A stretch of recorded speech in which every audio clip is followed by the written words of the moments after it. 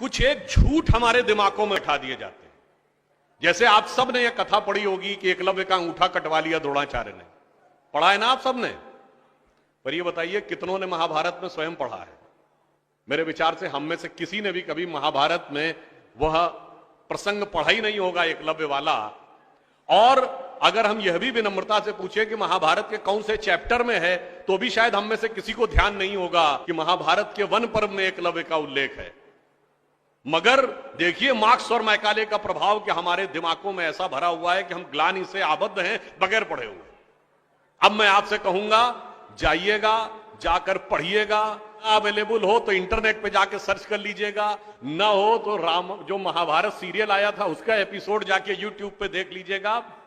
कि किस्सा यह था कि जब आपको, चाहे आपने कथा सुनी होगी कि कुत्ते का मुंह बाणों से भर गया था जो एकलव्य ने तीर चलाए थे, और जब वह तीर अर्जुन निकालते हैं तो उस कुत्ते के मुंह में एक खरोंच तक उस बाण से नहीं आई होती है, तो वो चौंक जाते हैं क्योंकि ये सामान्य तीर नहीं है। उन्होंने कहा तो दिव्य अस्त्र है कि मुंह में पूरा तीर से भर गया मुंह और इसके बाद भी एक खरोंच नहीं आई। आप कहेंगे दिव्यास्त्र का मतलब क्या?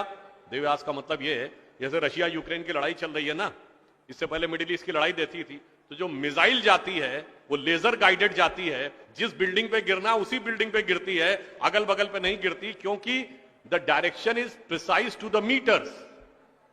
पर अगर मुंह के अंदर जाए और खाल पर खरोंच ना आए, इसका मतलब it is so much strongly guided that it is precision to the micrometres. तो जब ये वो देखते हैं ये दिव्यास्त्र चलाना, तो उन्होंने कहा दिव्यास्त्र राजा चला सकता है, ये कैसे सीखा इसने? तो जब द्रोणाचार्य उससे पूछते हैं कि तुमने ये किससे सीखा, तो कहता आपसे सीखा गुरुजी। कहते मैं तो तुम्हें जानता नहीं बालक, तुम अपना परिचय दो। अब यहीं पर बिंदु है। एकलव्य क्या कहता है? मैं मगध नरेश जरासंध के प्रधान सेनापति हिरण्य धनु का पुत्र एकलव्य। अरे वो मगध के chief of the arm forces का बेटा था।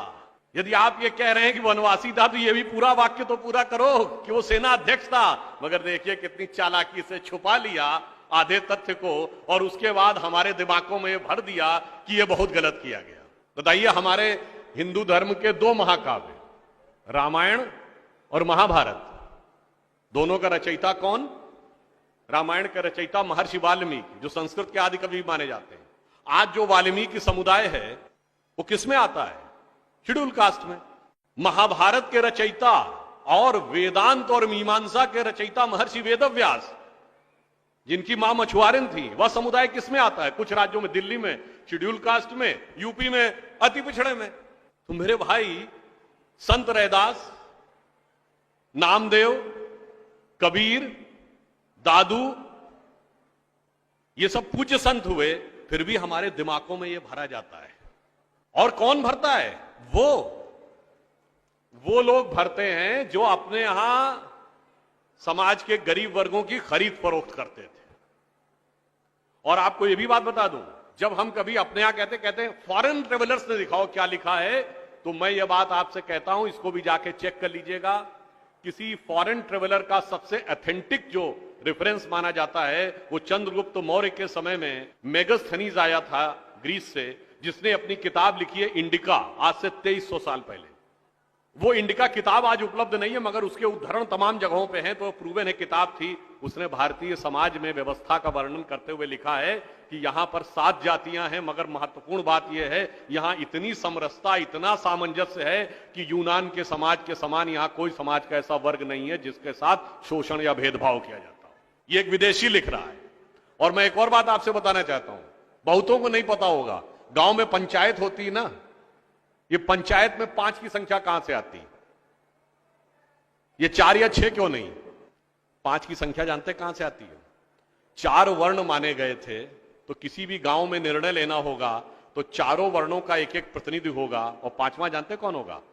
गांव के बाहरी क्षेत्रों में रहने वाले वो वनवासी जो प्रत्यक्ष रूप से गांव का हिस्सा नहीं है, पर हमारे निर्णय का प्रभाव उनके जीवन पर भी पड़ेगा, तो 5वां प्रतिनिधि उनका होगा। वहां से यह पंचायत का भाव आता है। और फिर मैं आपसे कहना चाहता हूं, हमारे दिमाग में एक और चीज भर दी गई कि जाति व्यवस्था हमने बनाई।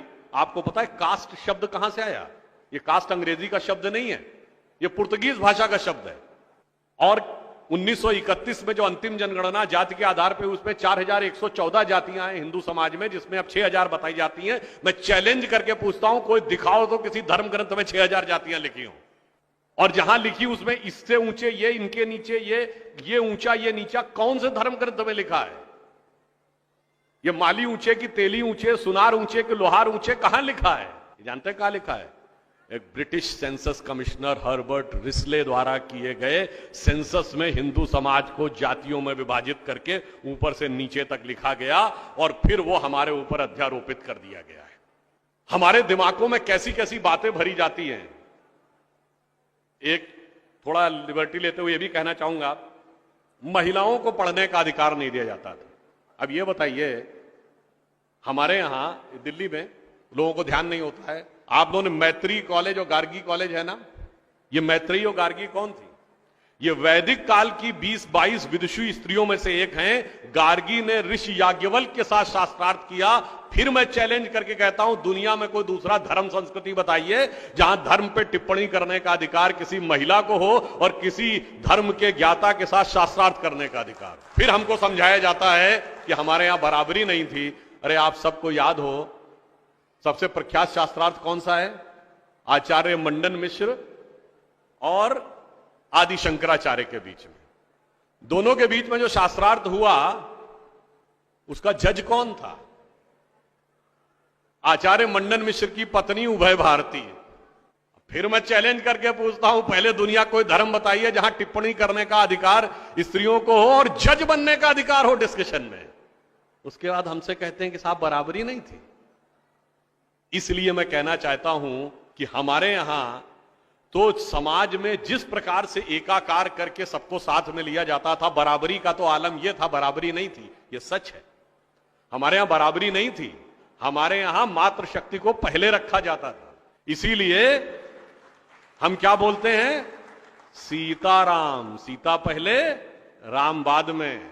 लक्ष्मी नारायण, लक्ष्मी पहले नारायण बाद में। गौरी शंकर, गौरी पहले शंकर बाद में। राधे कृष्ण, राधा पहले कृष्ण बाद में।